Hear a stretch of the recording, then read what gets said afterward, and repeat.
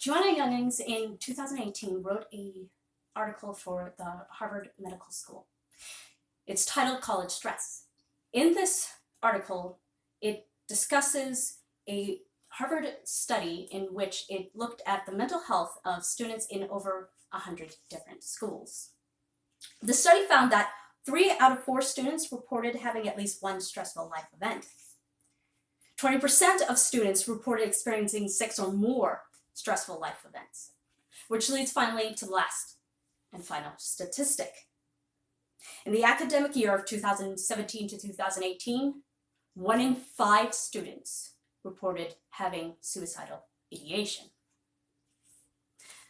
Hello, my name is Nicole Randall, and I'm going to inform you how stress can lead to sickness and what you can do about it. I've researched how neuroplasticity and stress can make the body sick, how mindsets can both help and hurt you, and what you can do in order to fix that. First, I will discuss what neuroplasticity is. Second, I will discuss how stress manifests for students. And third, I will discuss solutions. First, let's go briefly over what neuroplasticity is and how it connects to stress. Neuroplasticity is change that happens in the brain. In Mohab Konstanti's book, Neuroplasticity, he defines the main subject of his book as this. Neuroplasticity simply means, quote, neuroplasticity simply means change in the nervous system and is a collective term for all the processes that change the structure and function of the brain, unquote.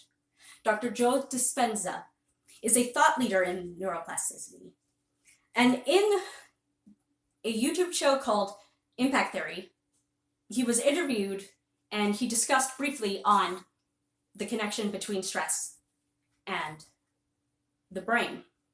Quote, when you turn on the stress response and you can't turn it off, now you're headed for disease because no organism in nature can live in emergency mode for that extended period of time. It is scientific fact that the hormone of stress downregulates genes and creates disease with long-term effects. Human beings, because of the size of the neocortex, we can turn on the stress response by thought alone. Unquote. It is by thought we can get sick. And that leads to common problems that can be seen in college students. I've talked about neuroplasticity, so let's talk about these common problems that students have.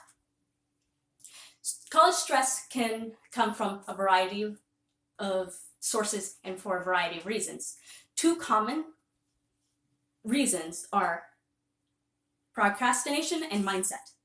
In a study called Prior Day Negative Effect Influenced Current Day Procrastination, a lagged daily diary analysis, Sharia Pollack and her fellow writer, Jonah Harris, denoted a variety of studies that link procrastination not with poor time management or lack of motivation, but instead with emotions. And more concretely, with emotions that happen prior to the act of procrastination. In this diagram, the top portion, this comes from the study itself. This top portion shows the downward spiral that can happen, the negative cycle that can happen in terms of procrastination. Another way stress can manifest for college students is in mindset. One particular mindset connected to stress is called fixed mindset. A fixed mindset, according to the blog Develop Good Habits by S.J. Scott, a fixed mindset is where an individual believes they have a fixed quality of traits. Basically, in this mindset, a person believes they only have a particular amount of talent, or that they're only as smart as they think they are. They document their talent or whatever intelligence that they have, but they don't develop and they don't work at it. This will lead into situations in which, to stay true to their self-belief, they go into self-sabotaging behavior, which in turn leads to stress. I've talked briefly about how stress manifests in two common problems in regards to college students. I will now speak on solutions. One common thing noticeable about the solutions, just to be brief, is that they're not easy. They're not instant. In fact, because stress is day to day, you have to combat it day to day. When it comes to mindsets, for example, you want to cultivate a growth mindset. That is the opposite of a fixed mindset.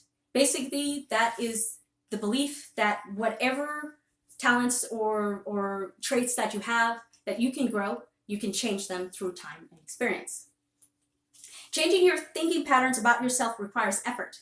The ability to recognize your thoughts as they happen, that is called metacognition. It is what is needed to perform emotional regulation. Emotional regulation practice was recommended in the study on procrastination as a possible solution. Recognizing the response mechanism that is procrastination and being able to redirect nervous energy towards better behaviors. There's also the common solutions: exercise, meditation, diet, surrounding yourself with people that have the same goal as you. These all have studies that are connected to them. In conclusion, I spoke about how the brain rewrites itself and the connection of stress. I've spoken on common problems that manifest because of stress, and lastly, I spoke on the solutions to combat stress. You don't have to be a prisoner of stress, especially while at school. If you find that you need a little bit more help than what I've discussed, do not be afraid to reach out to the mental health services that are on campus. They're there to help you. You really don't have to go through anything alone. Stay safe, stay strong. Thank you.